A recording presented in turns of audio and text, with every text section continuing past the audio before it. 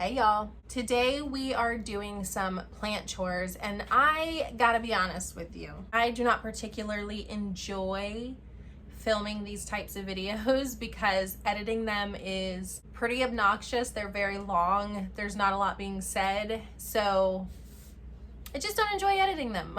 So I did go on Instagram and here on YouTube and I asked if there was any questions that y'all had for me or if there was any I don't know, topics you wanted my opinion on or just whatever. We could sit and kind of chat a little bit while I do these plant chores to make it a little less annoying to edit.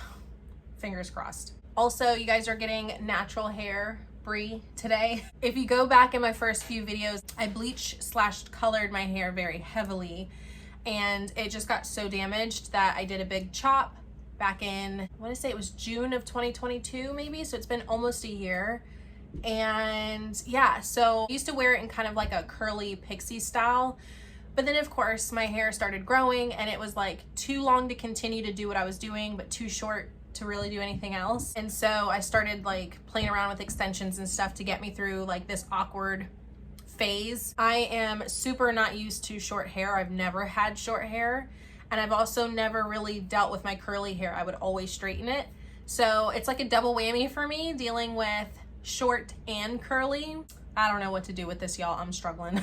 But it's kind of fun to be able to play around with different hair extensions and different styles and things like that, you know, while I wait for it to grow out. But today my neighbors were throwing a pool party and so I took my kids over there to splash around for a little bit, and I knew that I was going to be getting wet, so there's no sense in, you know, glamming up or putting on extensions or wigs or whatever else knowing that you're going to be getting wet. So this is my natural hair. It's growing, it's getting there, and I love it, but it's also just been a crazy learning curve, in case you're wondering what is going on with your hair. And I know y'all have peeped it because there's some times where I'll be editing and I see that my wig or my extension or whatever else just doesn't look good, and I'm like, oh my god, this is trash. But anyway, besides the point, today we're going to be getting some plant chores done. I honestly have so many things to do as far as plants are concerned that I know that there's no way I'm going to be able to get it all done. There's just no way. So I'll go ahead and answer questions and do my plant chores until it gets to a point where I'm kind of sick of doing plant chores. If there's any questions I haven't answered at the end of this video, then I will hold on to them and we'll answer them in another plant chore video. Apologies for the background. Y'all know it's been a wild ride with this move, and so finding a spot where I can record is difficult, so I'm sorry for the background, but it is what it is. I think I'll move the desk back a little bit like this. That way you can see what I'm doing completely, and if my head's cut off, that's fine. Before we get into it though, if you haven't already subscribed and you'd like to join the family, feel free to subscribe. We would love to have you, and don't forget, after the video or even during the video, to hang out in the comments a little bit. We like to chat down there in the comments, even if it's not plant related. If y'all just want to stop and say hey or join in on a conversation that you see is going on, please feel free. And yeah, okay, that's enough of that. Let me go grab the first plant and then we will get into some questions. So one of the main things that I really want to get done is putting these two Thai constellations in one pot. Originally, I was going to just combine them into this pot, but the roots on this are kind of getting crazy and they're coming out of the pot. And I don't know if y'all could see it, but this is a root. It's just it's going crazy. Okay, I'm not gonna name any names because I don't know if anybody wants to kind of stay anonymous or not. So yeah, we won't mention names. I don't know where to start with this. The first question is, what do you think of people buying from a place like Tropicals and reselling in the US? I don't know what I'm doing right now. Y'all, I'm scared. I'm scared. All right, let me move this stuff first. So to answer that question, I'm sure there's quite a few people who buy from Tropicals and import the plants from Ecuador with the intention to resell them in the US market. If that helps put food on the table for you, then I no hate, you know? That is with the caveat though, that for one, you're marking things fairly. You're not completely jacking the prices up, you know? And you're being honest about the identification of the plant. Don't try to turn it into something that it's not just to jack the prices up. And the biggest caveat is that you're actually acclimating these plants. Like if you're just damn near drop shipping where you get an order and you sell it immediately, I don't think that's fair, because then the person who's buying it is basically paying extra money to do what they could have done if they just bought it from Tropicals themselves. Does that make sense? I think that if you're buying from Tropicals or Equigener or anywhere else, and you're putting in the work to acclimate that plant so that somebody in the US market is buying it from you already acclimated and already like recovered from the import, then I think that it's fair to charge market prices for that, because you are taking the risk of losing that plant. You are providing the nutrients and the supplies and the tent and the lights and all of that stuff. You're taking care of all of that so that somebody could get a acclimated plant. And of course, even when you buy within the US market, when you get something to your house, you're going to have to allow it to acclimate to your environment, but it's not as dramatic as importing it from another country, right? So I think personally that it's fair to buy from Tropicals and to resell it. Yeah, that's just my opinion. What is your favorite plant genus and why? Okay, my very first answer, like without thinking, is philodendron. It's the genus I've had the most experience with. It's the one that I've had the most success with. It's the one I've been buying the longest. But I will say that here lately, I've really been on anthuriums pretty heavy. Part of me is kind of like, would it be anthuriums? I don't know. That's a tough question, because I also like Monstera too. So like, that's hard. This is a hard question to answer, but I think to be fair, I'm gonna have to just go with my gut. The very first thought that I had was philodendron. So I think I'm gonna be fair and just say philodendron. I love big pillowy leaves. Y'all probably have caught on to that. And I understand them a little bit better. I feel more confident with them. I don't know. So I think I'm gonna go with philodendron. I think that's a fair answer. I'm trying really hard to do this without breaking off roots, but we're probably gonna lose a couple of roots because I kind of do have to get a little rough. I'm trying, and it's pushing out a new leaf. So I probably shouldn't be doing this right now, but I need to do it while I have the time to do it, because Lord only knows, like if I wait for that leaf to harden off, who knows when I'll have the time to frickin' sit and repot this thing. So I'm trying to be gentle, but we might have some casualties. I have full confidence it will recover though, so it's okay. Next question. How do you know when to water plants in pond? So I'm new to pond, so take everything that I'm about to say with a grain of salt, because I am not like a pond expert. I think my plants have been in pond for maybe a month, no more than 2 months. I also want to just disclaim that plants are very much a relaxing hobby for me. I do not take this seriously at all. I know a lot of people can get very passionate about plant care, and they feel like there are right and wrong ways to do things, or they, you know, see things from a scientific viewpoint and that is like Bible to them, and they can get very passionate about it, and I respect that. But I'm not that person. I enjoy plants purely as a hobby. It is like horticultural therapy for me, so I try to make it as easy as possible. I don't want it to be so serious that I stress myself out if something isn't doing well or if something dies.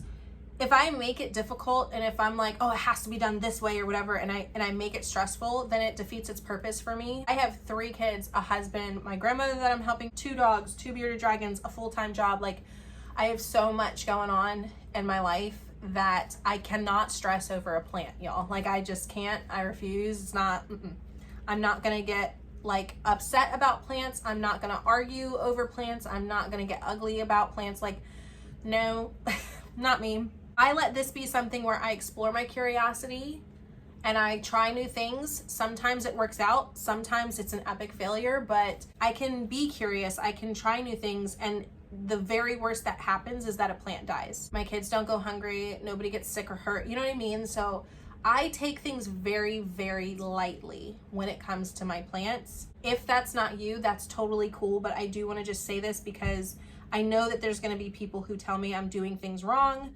or who call me stupid for doing the things that I do. Like, I already have people comment on like me putting all my plants in pond versus having it in some sort of dirt or substrate or whatever. Like, I've already gotten those types of comments, and like, you're just not going to upset me or agitate me over a plant. Like, it's totally fine. Do what works for you. And that's going to be my answer. And that has been my answer. Like, whatever works for you, cool. You're not going to convince me to do what you do just because you want me to do it. You know what I mean? That being said, everything that I'm about to say, go into it with that attitude.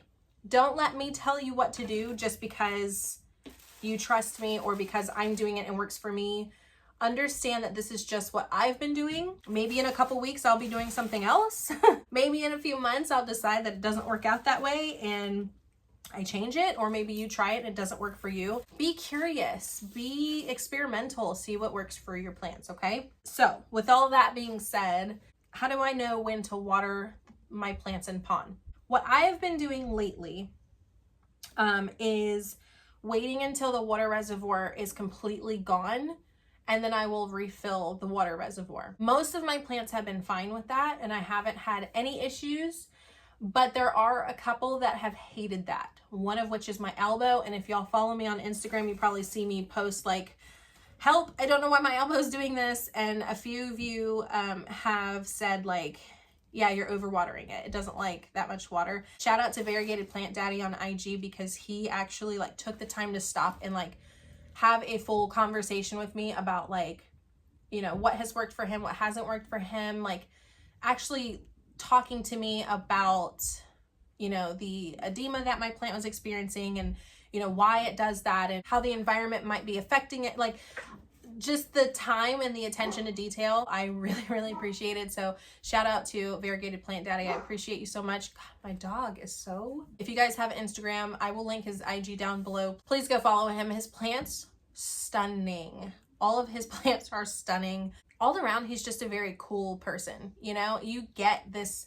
I could like feel the positivity almost like radiating off of him through Instagram. Is that weird? Maybe, but you can. If you enjoy people who are in the plant hobby for the right reasons and are spreading like love and knowledge and, you know, not shoving their ideas down your throat, but just showing what worked for them and allowing you to make your own decision, but giving you the knowledge that they've learned. Like, he's just, the way that he informed me of like the overwatering or what they particularly like, it wasn't like, oh, you're stupid, do it this way. It was very much like, hey, you know, I've been there, I've done that. Here's what's been working for me, but experiment, learn your plant. And I love that. I love that approach so much. I appreciated that so much. So thank you so much. I really seriously appreciated that. So go check him out, Variegated Plant Daddy on IG. Anyway, but like I was saying, there are some plants who just have not liked that. And I've learned that they need to completely dry out before watering them again, and maybe not even give them a water reservoir at all. Pond is supposed to act like any other medium, so you can just like thoroughly water it and it will retain that moisture. So I think with my elbow, I'm going to water it the way I would like dirt or something else, like just give it a deep watering and then let it completely dry out before I water it again, and just not give it a reservoir. So you kind of just have to learn your plant, but for the most part, I will wait until the water reservoir is empty and then I will refill it unless the plant is telling me it doesn't like that. And then I kind of just try to approach it with a different, from a different angle and see what works. But in general, that's how I know my plants probably need some water. I have rinsed these roots off as best I could, and I'm just gonna take some of this netting to line the bottom of that pot. This netting's kind of a hot mess because I didn't unfold it the way I should have. Just ignore this. I'm cutting it all kinds of crazy because it's in a weird, it's weird, I don't know. Okay, do you add Azamax to your water reservoir for your pond plants for pest management? No, actually I don't. And to be honest with you, I haven't had like major pest issues. There are definitely some rotten roots in here that I'm gonna try to, oh my God. I'm gonna try to get rid of before I repot it. What were we talking about? Oh, Azamax. No, actually, I haven't really added much in regards to pest management.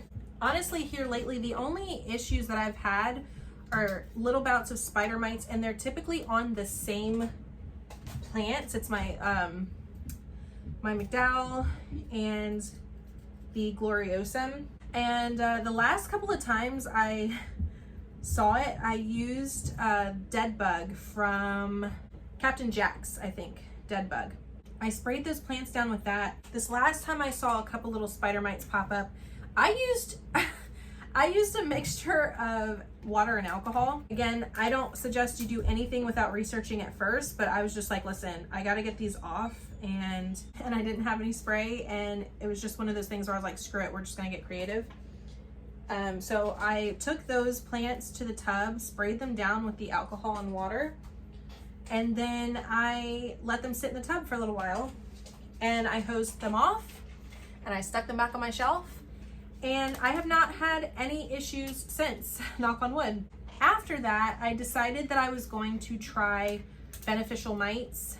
If y'all saw the, I think it was the Equigenera pop-up video, I found a local group that does these bulk orders of mites because they can get pretty pricey. You can go in on like one big bulk order, and then you just pick up your mites from, you know, there's a few local places that you can pick them up from. And so I placed an order, and I will pick them up this coming week instead of like chemicals or something like that. I'm hoping that that works as my like preventative pest control. So I will let you know how that goes. But no, I don't put anything pest control wise in my medium or my mix.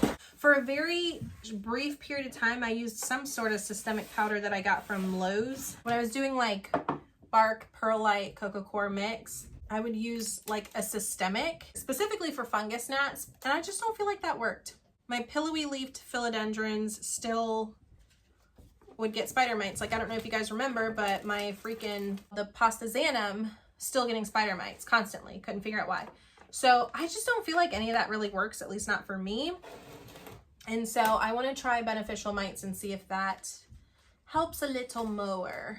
So I'll keep you posted on that. But no, I've never used Azamax. So currently I don't add anything as far as pest prevention goes into any of my hydroponic amendments or additives or whatever. I'm trying to fit, I don't know, yeah, y'all can see. I have fit both of these into this container. Hopefully it'll just be one big bushy Thai constellation. Okay, so the next question, you know who you are who asked this, and I think you're hilarious. They asked several questions in a row and was like, okay, I'm done, seriously. I don't mind you asking multiple questions, it's okay. Anyways, they asked about fertilizer, what fertilizer I use. And again, I'm going to disclaim that this is just what I use. This is what's been working for me. You do not have to do the same with your plants. You can completely disagree with what I'm using. That's fine, okay? Generally speaking, when it comes to plant food or fertilizer, I approach plant food and fertilization the same way I do with everything else, like I just said. I keep things very light-hearted. I keep things very easy and chill, right? So just as I do with anything else plant-related, I am very like, see what works. If it doesn't work, change it kind of mentality when it comes to plant food. When I pick a plant food, I look at like the ingredients of it and do like very, very, very light research on what the benefits of that ingredient is for a plant. I will look up other reviews and things on it, and I just try to do quick research just to see like, does this speak to me? You know, I treat feeding and fertilizing a lot like seasoning your food. It's kind of just like, does this sound like it would go good with this?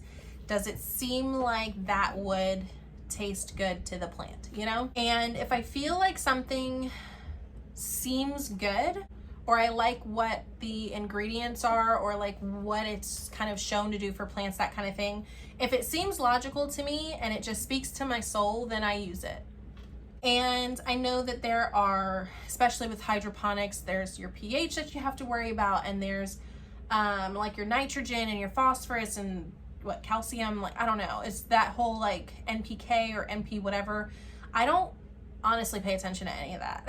I am not saying that you shouldn't. I'm just saying that my life is busy and complicated enough that I'm not putting that on me. Honestly, I'm lucky if I get to water my plants routinely. So like, I don't stress myself. And that's just my approach on it. You don't have to do the same thing. What I am using right now, I'll actually show you, hold on.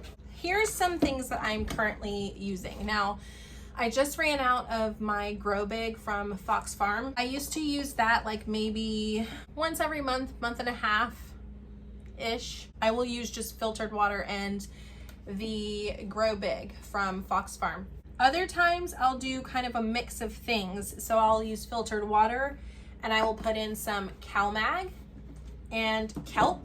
And I used to use the BioBiz root juice. I love the BioBiz root juice. I haven't really been able to find it lately. It's on Amazon, but they have jacked the prices on it so high that I refuse to buy it from Amazon. But if you can get your hands on the BioBiz root juice, I love that. Putting this with kelp or Recharge. Recharge is just like a mix of mycorrhizae and stuff like that. It's like healthy fungus. Create like a healthy, what is it? Microbiome or whatever, like the healthy fungi that you would find in soil. It kind of creates that for you. But lately I've been doing the kelp because it's just easier to pour this in there versus kind of like trying to get powder into the jug of water, So yeah, CalMag, the Kelp Me Kelp You from Fox Farm. And I ran out of the BioBiz root juice, but I did have the BioBiz BioGrow. So I've been putting this in there as well. So most watering days, I will add all three of these together. I don't even measure. Like, I'm not playing when I tell y'all. This is as fly by the seat of your pants, pour until the ancestors tell you to stop. Like, that is very much my approach. I am very easy like Sunday morning when it comes to my plant care, as chill and nonchalant as you'll probably ever find. I don't break my head over anything, so I don't even measure this. I literally just splash of this, splash of that, splash of this, mix up and pour. That's it. But do your own research. In case you're wondering, this like MPK or whatever, this is 0.50 and 0.5. This is 400. I don't know what this is. Oh, 307. So in case you're wondering, but yeah, that's what I've been using lately. And then other times, honestly, I just use filtered water and I won't add anything. Like if I'm super busy and I just need to get my plants watered, or I feel like it's kind of getting like gross in there because of all this stuff, you know, then I'll kind of just like rinse it through and just use plain water for a couple of waterings just to kind of like clear everything up. You know what I mean? It all genuinely just kind of depends on what the vibe is that day, what I feel like my plants are kind of telling me, you know? So yeah, but one thing I am thinking about is buying some of the, what is it called? Foliage Focus, I think it's called. I really want to try that. I've heard some really good things about it, and there is a US seller that has now started selling it. Well, I don't know if they always have or not, but I found a US seller that is an authorized seller. So I think I might order a bottle of that and give that a try and just use that and just see if my plants like it or not. So yeah, I might be switching to Foliage Focus just to see how it does. But as of now, that is my like feeding / fertilizing, I don't even want to say routine, but that's what I've been using. The next question, can you make a moss and fern terrarium for your mom to keep a pet snail in? Y'all, my mom is the best person in the world. My mom is considering getting a little pet snail.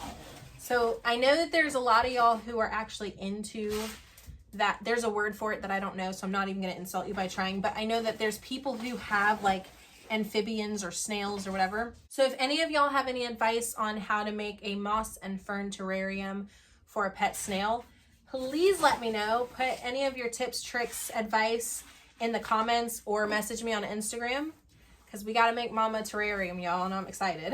I'll absolutely do that for you. I love you. Thank you so much for watching these and supporting me. Y'all, my mom's the best. Show some love to my mom in the comments. I know that y'all don't know her, but trust me, she's amazing. So just hashtag Breezy Plants Mom is amazing. I love you, mama. Okay, so our Thai constellation is all potted up. Yay. The fact that we're like an hour into this video and that's the only thing I've done, Lord knows. Usually I put music on and I just knock these chores out, but when I have to record it and talk and stuff, it just takes so much longer. So the next order of business is to put this mandula on a pole. I have been seeing so many people grow these leaves really big on moss poles and they look stunning. I don't have a Lowe's or a Home Depot local to me. Closest one is like 30 to 45 minutes away. And the few times I have gone, I could never find one of these. So I got this off of Mercari actually, specifically to put on a moss pole. So we're gonna do that today. Next question is, how are the El Chocos for real and the sunsets? I have never ordered an El Choco from Tropicals, to be honest with you, so I can't really say how they are. I have ordered it from Equigenera last year, and it shipped perfectly fine for me, if I remember correctly. And same with the sunsets, the Varicosum sunsets. I've gotten ballsy and claimed one or two in some of the live sales, and then somebody like makes a comment like, oof, those are basically like dead on arrival, or like good luck for those shipping or whatever, and then I chicken out and I take it off my invoice. I have yet to actually order a sunset because although they're gorgeous and I want one, I keep hearing how bad they ship. And I keep hearing how finicky they are with humidity. So I have not ordered a sunset from Tropicals either, a Varicosum sunset. However, I did order a Varicosum narrow, which is not really the same thing, but it is a Varicosum. And I put it in my terrarium, which, I mean, I guess it's kind of high humidity, but my terrarium really isn't more humid than my cabinets are, to be honest. It stays at like 50 or 60%. And it seems like the Varicosum is happy in there. It's taking a long time to acclimate compared to other plants I've ordered, but it hasn't wilted or died. And it looks like it's growing some new roots and stuff.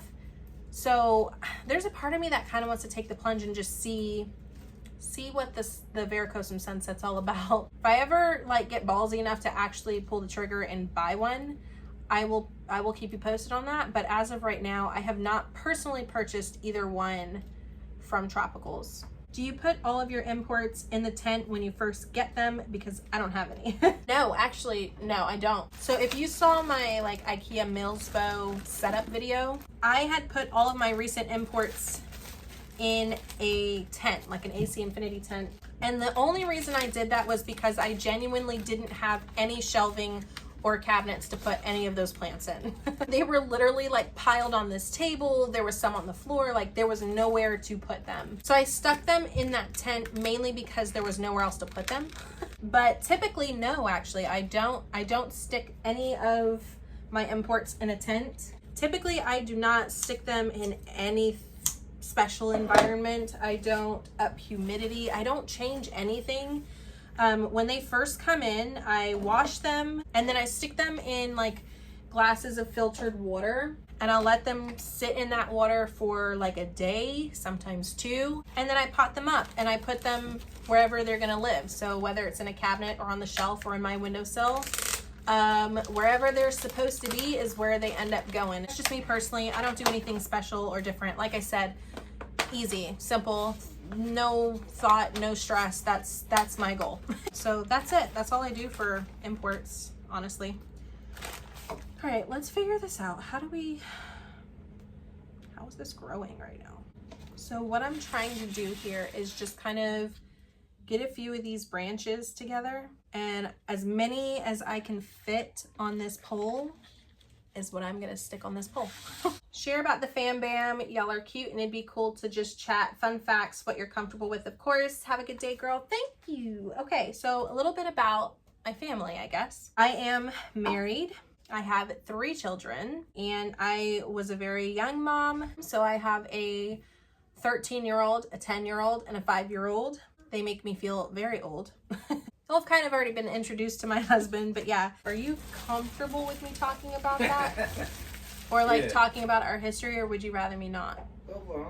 Okay, I just want to make sure, it's not just my story to tell, so I didn't want to. No. Okay, so here is our mandula. This is as much as I could fit on one pole, but I still have a whole nother chunk over here. So like, should I do a second? Y'all, look at this sphagnum moss. Isn't that crazy? And then when you rehydrate it, it's actually a lot more moss than you would think. Okay, so I wanted to make sure that my husband was comfortable with me like blasting our information, but he said, yeah, go for it. So to get really candid with y'all, my husband and I got married in 2011.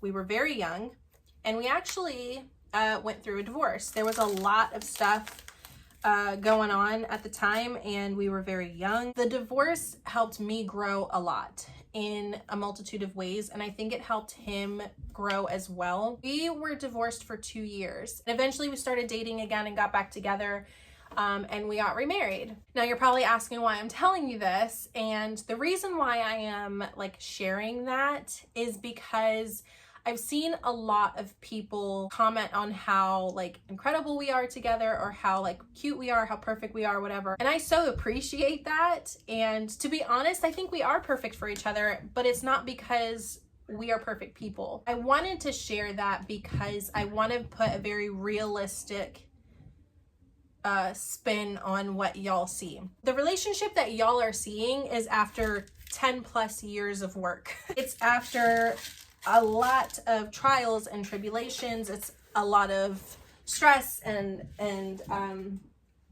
you know, it was never overnight. It was never a situation where, you know, two people met and it's just been, you know, rainbows and butterflies ever since. Because that's just not, it's not reality. We have had some really trash times in our relationship. We have been each other's enemy before, and we see what life is like when we are bumping heads or when we're enemies. We see what life is like without each other, and we don't want that at the end of the day. I think us having that time apart puts a very realistic thought in our mind. No matter what, the one thing that we know is that we want to spend our lives together. We choose each other, and we see what life is like without each other, right? So that's kind of helped us be able to come to the table in a very open and realistic way. So it's kind of put all of our defenses down, and it's kind of stopped, you know, his pride, my pride, the stubbornness that we can both have. Like, it gets to a point where you're like, okay, all that aside, I'm going to be super candid with you. I'm going to be super honest with you because there's nothing else to lose. We've already hit rock bottom before. And if we don't want to get to that point again, we have to be honest. We have to be open. We need to put our pride aside. Sometimes he's going to have to be the bigger person. Sometimes I'm going to have to be the bigger person, because we've been through a lot of shit, y'all. And I think it just comes down to the fact that like, we can either wake up every day and, you know, work against each other, or we can wake up every day and just choose to do our best and choose to show up for each other. Going through the things that we had been through is what got us to the point that we're at right now, to the point that y'all see where we're laughing and joking and supporting each other and cheering each other on, and we're capable of having real candid conversations that bring us close. We are best friends because of that. You know what I mean? Anyway, I say all of this to say that what you guys see, it's not just like instant magic, you know, none of that fairy tale nonsense. What y'all see is hard work, and a daily decision to show up. And it's been a very long time coming, but we take pride in our relationship. And we also do the best that we can to give grace to each other on the days where we're probably not showing up at our best. But it's just understanding that you're doing life together. You're choosing to do life together. You show love and respect, you know? Yeah, that's kind of like the background of, you know, that whole situation. And it was kind of on my mind, like, do I want to share this or not? But I felt like it was important just because I know sometimes we can get on social media and we can see other people's lives and other people's relationships, and it can kind of make us feel like we're doing something wrong or we're failing or whatever. Don't let social media trick y'all. Okay? Because yes, like, we are very happy, and the interactions that y'all see between us are very genuine, but I just didn't want anybody getting the idea that, you know, we are just like that 24/7 and it's always been that way and we've never had difficult times, or we never have to, you know, work, or we never fight or any. It's nothing like that. And I want that to be very clear. I want that to be very clear that, you know, he is my best friend and our relationship is very beautiful, but it's because we are working at making it beautiful, you know? And then fun facts. Yeah, I don't know. I can't think of any fun facts. I'm trying to think of like what people ask when they're trying to get to know you. I don't know. My favorite color is cobalt blue. And I also really like a neon coral. I am a Capricorn with a Scorpio moon and a Virgo rising, in case that's your thing. I love Thai food and Indian food. Butter chicken is one of my favorites. I also love Panang curry and I like pad see ew. I know I'm not pronouncing any of that correctly, but love. I am addicted to coffee. I'm sure that y'all already know that, but yeah, if you ever want to make me happy, coffee is the way to go. Yeah, I don't know. I can't think of fun facts. That's hard. I don't know. I'm like the worst at like, you know, this introduction games where they're like, say your name and 2 fun facts about yourself. Like I've always sucked with that. So I'm sorry if there's like specific facts you're wanting. I don't know. Just ask me and I'll tell you. I would love to hear about how it's been moving to your grandparents' house. I know you're happy to be out of the last place with the random massive electric bill. And also, when are we going to see the vegetable garden? Okay, so the last house I lived in was just over 1,000 square feet. It was not very big. My electric bill in the wintertime would randomly jump significantly high. It was insane. And I would complain about it all the time because I could not figure out what was happening. I tried like making sure that like the filters were changed and like, I can't remember what it's called, but like underneath the house, like the crawl space, there was like these things that you would have to open and close depending on the season to like help with all. I tried all of that. I called the electric company to like come out and just check and make sure like the meter was working and like there wasn't anything that I wasn't thinking about. My boss and I are pretty cool. And one time we were just chatting in general and I was telling him about my freaking electric bill and like he was trying to give me all these ideas because we work in property management. So you know, he's trying to like give me all these ideas as to like what could possibly be making my bill really high. And like, I just could not figure it out. It was just, it's an anomaly, honestly, even to this day. But anyway, y'all know recently my family and I have moved. So my grandfather passed away just before Christmas. And so my grandma lives in a pretty big house. And before he passed, he was in a nursing care facility. And my grandma kind of had made some mentions that, you know, being alone in a big house was uncomfortable and like, you know, she wasn't sure how much longer she could maintain it on her own. The long and the short of it is basically that, you know, my grandma had asked if we would move in. And so we did. Well, yeah, we did move in. It's been a few months. And I'm gonna be really honest with you guys. It's been a little bit of an adjustment. I won't lie to you. When you're in your 30s and you have your own family and you are used to having your own place and, you know, living life how you see fit, to kind of up and move and share a home with somebody else, especially when it's not, you know, it's not originally your home. Just, I don't know how to explain it. It takes some adjusting. It takes some adjusting to kind of get in a groove. And there are some days where I'm like, dang, I kind of wish I stayed in my house. I want to paint it as if it's been like miserable, but it's just been like an adjustment. You know what I mean? We moved from Virginia to Maryland. So like, even though it doesn't seem like it's that big of a difference, it is a very different vibe and it's a very different area. And, it's just taking some getting used to, you know, like learning your way around and kind of establishing yourself again. Like that can be hard, you know, that takes some adjusting, but I've kind of taken it on as like an opportunity to explore. So seeing it from that point of view has made it so much easier. And I give all that credit to my husband because he's so good at adjusting. I don't know if it was because of the military or what, but he's just really good at that. Well, there's another fun fact too. I don't know if y'all knew that, but my husband was in the military and he was stationed overseas in Germany and then was deployed to Afghanistan. So he's had to adjust, you know what I mean? He's had to like up and move a lot and adjust. It's really been him that's kind of like shown me the bright side. Sometimes change can be daunting for me, but he's made it really fun. And the more that we explore, the more we really, really love this area. So like I said, there's been some adjustments. There's still some adjustments. We're still kind of getting our groove and reestablishing ourselves in a new area as always. But for the most part, it's been pretty good, and we really love this area. The kids are really loving their schools, so that's been really good to see.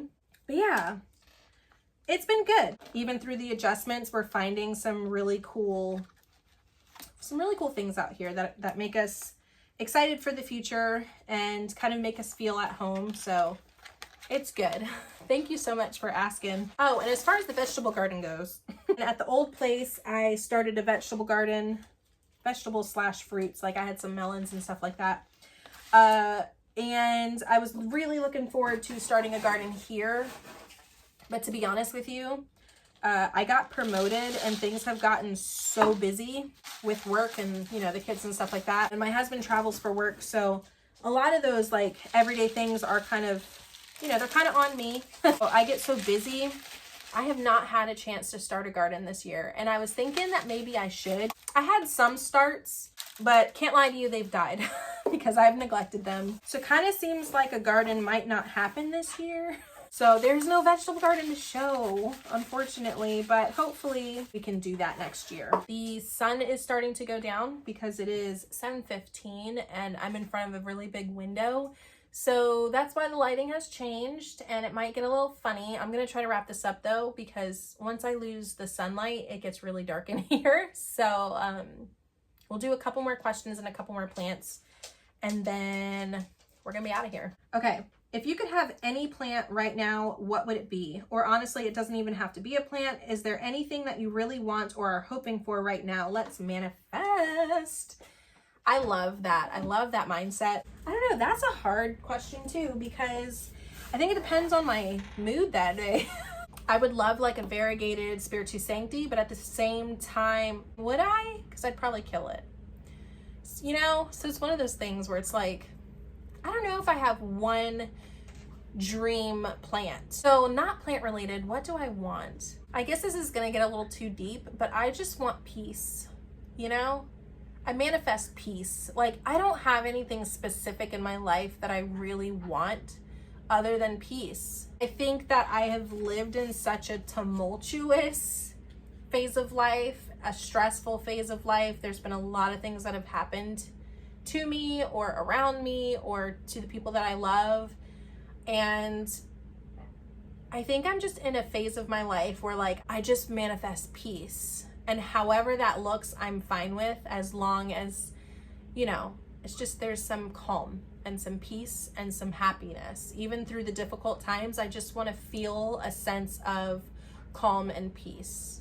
I think I need that in this phase of life right now. So that's what I manifest. There's not one specific thing like a promotion or a car or a house. Like those things would be great, cool, yeah. But I think right now I just really crave calm and peace. Okay, last question for this video because it's starting to get dark and the hub's just calling me outside. So we're gonna knock one more out. We're gonna knock one more plant out too, very, very quickly. What was your first rare house plant? And what's your all-time wish list plant? Okay. So the all-time wish list plant, like I said, I kind of don't really have one. There's plants that I really want, but I don't think there's like one above the rest. Like there's a series of plants where I'm like, ooh, that would be amazing. But I don't have one plant where I'm like, that's the plant, you know? What was the other question? Oh, my first rare house plant. So my first like rare house plant, as in like something that, you know, wasn't as common as like a pothos or something. It was a Calathea white fusion. Why I started with a Calathea, I don't know. Nobody that I knew was into plants, so nobody was there to warn me that that was a dumb decision to make. I don't know what my first like rare like can't find in the stores. I don't remember, to be honest, because it all went downhill from there. Like I just started buying plants. I don't even know. So I don't know, but I remember that being my first like uncommon plant. And at the time you couldn't just walk into a Lowe's and find one of those either. They were pretty pricey and they weren't, I won't say they were like so hard to find, but they weren't as common as they are now. So I'll count that. That was my first rare plant. That's gonna be it. That's the last question. The sun is going down so much. All I'm doing right now is trying to get the moss off of this Atabapoense so that I could get it into pond. This is why I don't like sphagnum moss.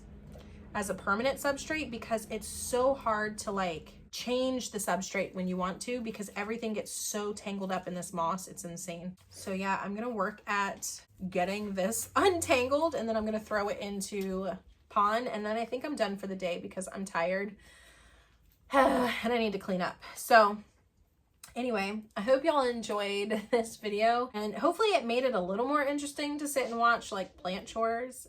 But yeah, thank you to everybody who asked questions or asked for like my opinion or whatever. I appreciate you. Hopefully I answered them for you. If there's anything you want me to discuss or talk about or answer in another video, feel free to comment them down below and I will jot them down for the next time. I know that there was a couple more questions that I didn't get to, so if you asked a question and I have not answered it, I am so sorry about that, but I will answer them first in the next video. But that was it. I hope you guys enjoyed it. Thanks so much for hanging out with me while I got some planty chores done. I hope y'all are taking good care of yourselves, and I'll see you in the next one. Bye, y'all.